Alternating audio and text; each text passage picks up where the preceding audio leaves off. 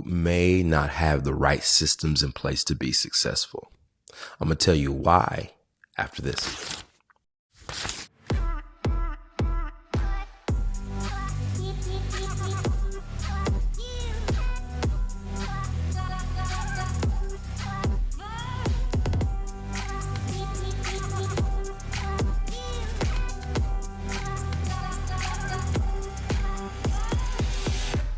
Hey everyone, welcome to Shifts and Ladders. It's Ryan Robinson. Hope you're doing well. There we go.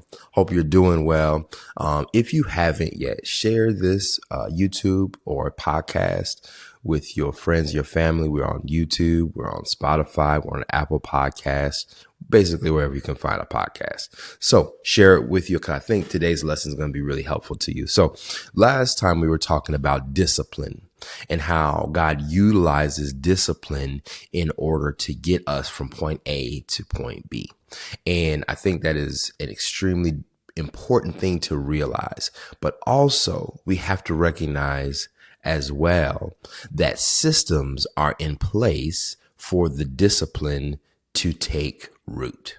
I'm going to say that again. Systems are in place for discipline to take root. Give an example here, and we're going to utilize the Bible for this. Okay. In Genesis chapter 1, the Bible says, in the beginning, God created the heavens and the earth and all the things. He created everything. And there is a way by which God created things. So when he created the heavens and the heavens and then the earth, and then he created the world, because it was out form and void, and he formed it, and then he had water, and then there was land, and then there was water, and then there was the things in the water, and then there were the creepy crawly things on the earth, and then after the creepy crawly things, then he makes animals, and then he makes us. I really blew past this really fast, but if you're really interested, go to Genesis chapter 1 and Genesis chapter 2 to really get all the details as to the order, if you're interested in it. But the last thing that God made was humans. Okay. And it was the first time that it says God created, took from the dust of the earth, formed it, blew into it, and created something. That was the first time God got his hands dirty. That'll preach. And he blew into it is the Ruha, or his spirit, and it became a living being. And then that being was named Adam. And then Eve was pulled from Adam, so on and so forth. Okay. But what God did was he actually created a system. I don't think once God created the earth, he had to recreate the earth again. I don't see that happening. I don't see him having to call and create mountains and make water again and make certain animals again and make us again. He actually created the most efficient system in ever. Wherever there's an ever, he did it.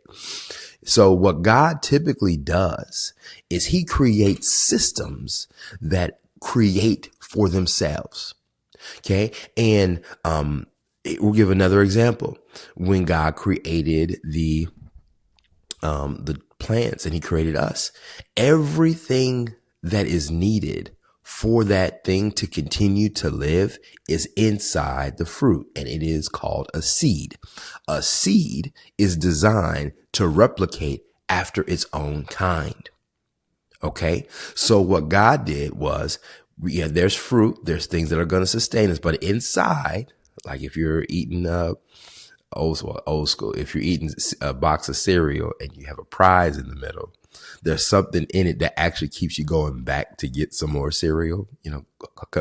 Holler back at me if you're in the 80s where you had those, the cereal box prizes in it, and it just kept making you want to go back to the grocery store after you finished a box of cereal in like 2 days and you were going to get some more. So essentially what God has done is that he basically says every time you partake in the fruit, there's actually, you can call it a surprise, but there's actually the makeup of the same thing you just ate in this little thing called a seed.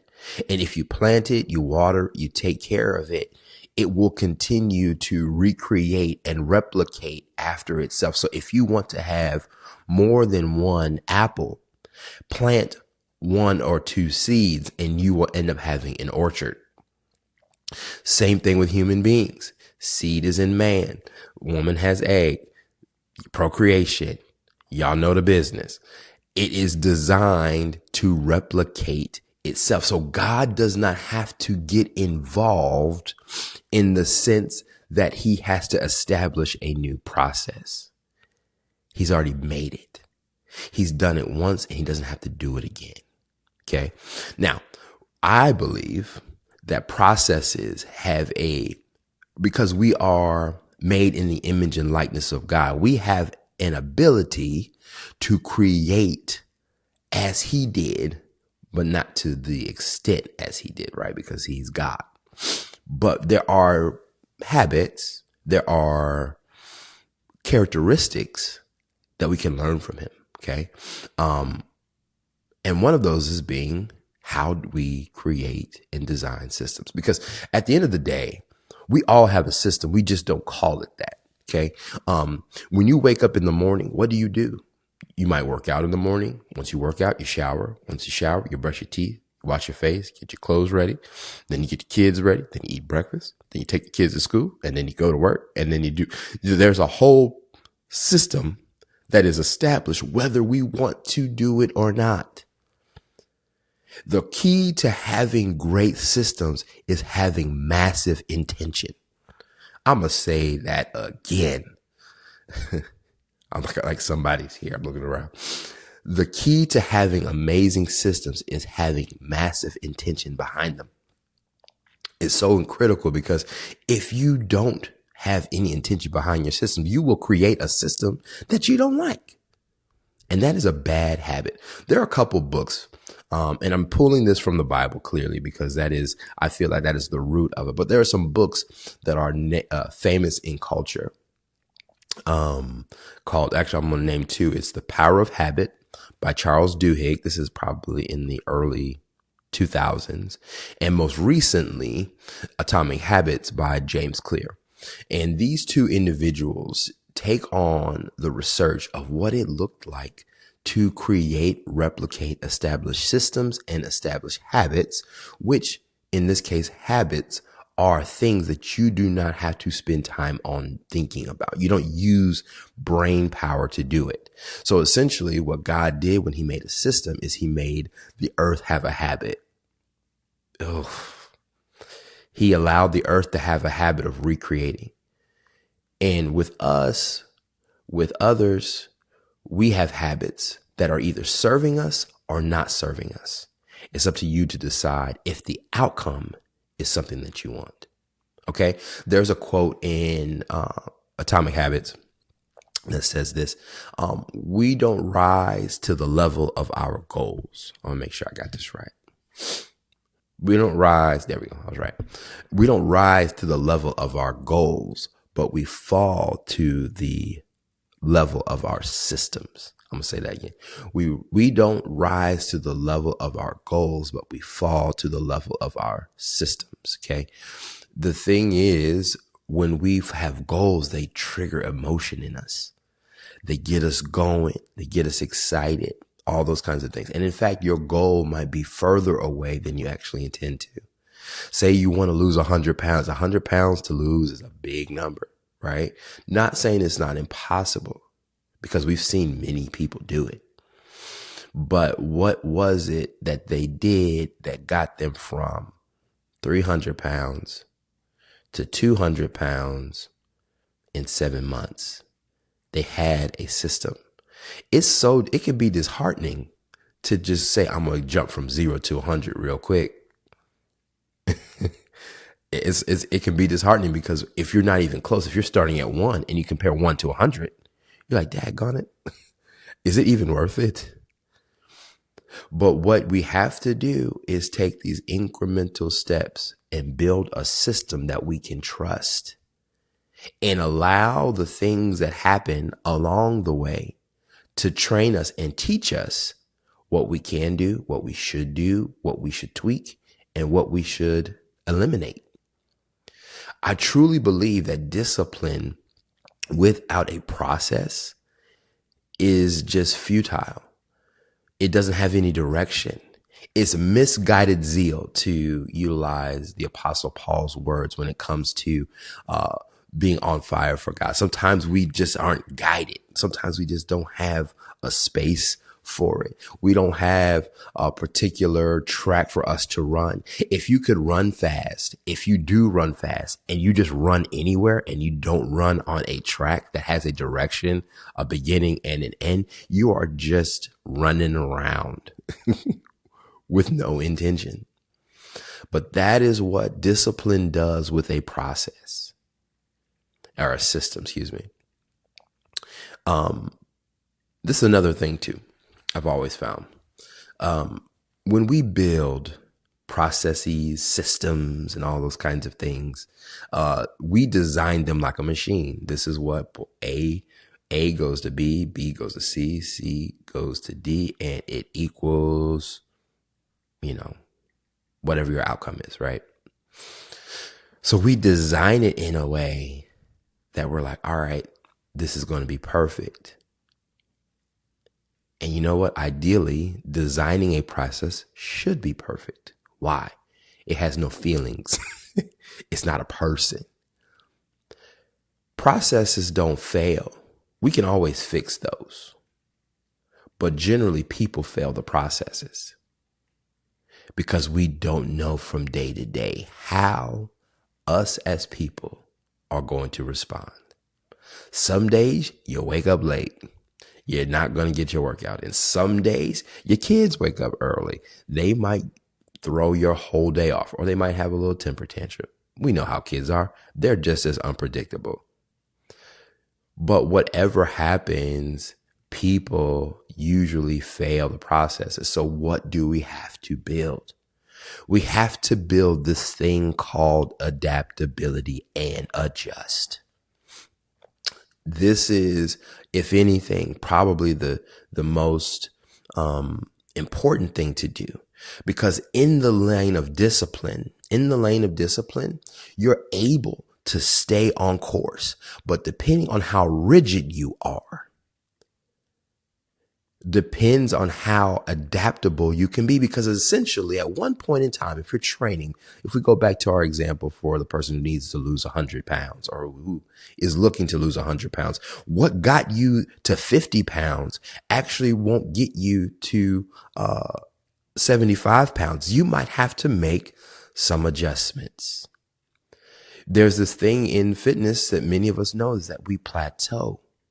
We plateau if we have been doing something over a period of time consistently and the body adjusts. So what do we have to do? We have to change the season. We have to add more weight. We have to change the reps. We have to change the type of workout. We may have to change the type of diet. We may have to start walking 10,000 steps or 15,000 steps. Whatever it is, we're going to have to make some kind of adjustment. So at the end of the day, yes, we can continue to design processes and systems that work. We can continue to do that. And we have to take feedback from that system, feedback from that person, feedback from that experience to make adjustments so that we can go further along and be able to grow.